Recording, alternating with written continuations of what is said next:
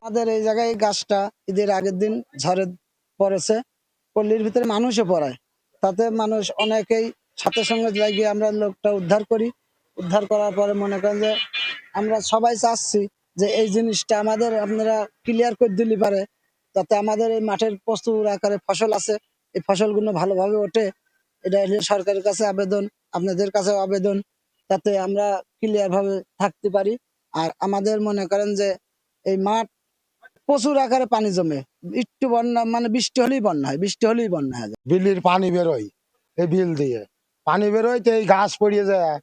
এখন এই ক্যানালে যত নোংরা হবে, ওই নোংরা গুনা এসে এখানে বাঁধলে এমনিতেই পানি বাড়া সময় পায় না, তারপরে এই নোংরা গুনা আসলে পারে আরো পানি বেরোবে, এই মানে বেরোতে পারবে না, মানে একদম জাম হয়ে যাবে।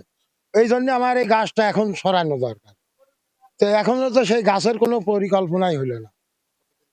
এ হয়েছে তো এই যে 1 মাস মতো হয়ে গেল। কি আমাদের চাষি লোকের মনে করেন যে এই মাঠের পানি যদি না বাড়াই, তাহলে আমার সাইড দিয়ে বিল তোলা যাবে। মাঠ তোলা যাবেন তো, মাঠটা আপনার একদম বিল মিল ধান মানুষ জল করতে পারবে না। ধান এখানে যে বট গাছ পড়িতে পানি যে আপনার পানি বাজি না হচ্ছে, পানি বাজি থাকে একদম মুখী, খুব স্রোত হয়, খুব স্রোত হয়। চরপাড়া দিয়ে আপনার ওই একেবারে এই পর্যন্ত একদম বিল পর্যন্ত নিচের দিয়ে তোলা যায়, একদম 800-900 বেশি। খালটাই দিয়ে পানি যায়, খালের মাথা হলে চাপ রাখতে শুরু, বড় কেনাল ওই পাশ থেকে সাইপনের নিচে দিয়ে হয়ে চরপাড়া, বাগুলাট, এই যে মধুপুর, নাতুরিয়া, ভরুয়াপাড়া, নিতালপাড়া, দমদমা প্রচুর এলাকার পানি এই খাল দিয়ে অপসারণ হয়। এখন এই খালটার ভিতরে ঈদের আগের দিন চাঁদ রাত্রিরে ভোরবেলার দিকে হালকাটা বাতাসে বট গাছটা খালের ভিতরে পড়ে যায়। এখন এই খালটা আমরা মুখভাবে মেম্বারের জানাইছি, চেয়ারম্যানের জানাইছি, এবং এসিলেনের স্যার পর্যন্ত নলেজ দেওয়া হয়েছে মুখভাবে, কোনো লিখিত ভাবে না।